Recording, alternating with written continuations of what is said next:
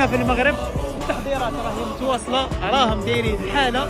دوك ننقل لكم الاجواء لحظه بلحظه. الاعلام حاضره في كل مكان. الماما افريكا اكيد كاسفه. بعدها لقيت هذه المسيره اللي راهم دايرينها قبل الافتتاح الرسمي تاع البطوله، واللي عجبتني في انتظار الحفل الرسمي اللي راح ينطلق غدا ان شاء الله. شكرا على الترحاب خويا العزيز الغالي، ربي يحفظك. شكرا.